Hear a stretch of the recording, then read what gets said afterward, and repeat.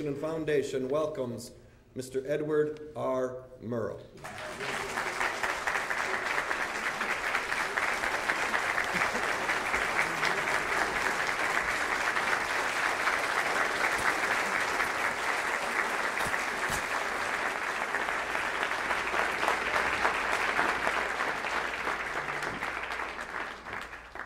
This might just do nobody any good. At the end of this discourse, a few people may accuse this reporter of fouling his own comfortable nest, and your organization may be accused of having given hospitality to heretical and even dangerous ideas. But the elaborate structure of networks, advertising agencies, and sponsors will not be shaken or altered. It is my desire, if not my duty, to try to talk to you journeymen with some candor about what is happening to radio and television.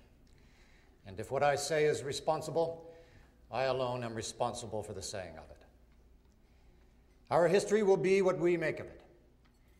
And if there are any historians about 50 or 100 years from now, and there should be preserved the kinescopes of 1 week of all 3 networks, they will there find, recorded in black and white and in color, evidence of decadence, escapism, and insulation from the realities of the world in which we live.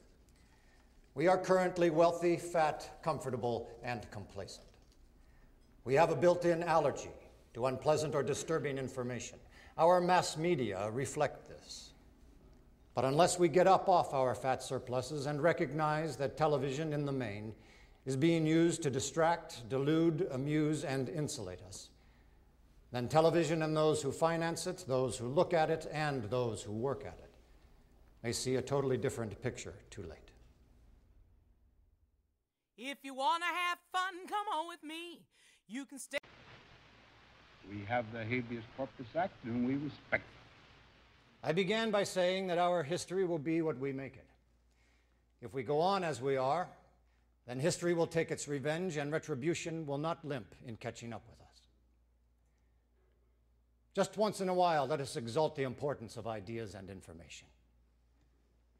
Let us dream to the extent of saying that on a given Sunday night, the time normally occupied by Ed Sullivan is given over to a clinical survey on the state of American education. And a week or two later, the time normally used by Steve Allen is devoted to a thoroughgoing study of American policy in the Middle East. Would the corporate image of their respective sponsors be damaged? Would the shareholders rise up in their wrath and complain? Would anything happen other than a few million people would have received a little illumination on subjects that may well determine the future of this country and therefore the future of the corporations? To those who say people wouldn't look, they wouldn't be interested, they're too complacent, indifferent, and insulated, I can only reply, there is, in one reporter's opinion, considerable evidence against that contention. But even if they are right, what have they got to lose? Because if they are right, and this instrument is good for nothing but to entertain, amuse, and insulate, then the tube is flickering now, and we will soon see that the whole struggle is lost.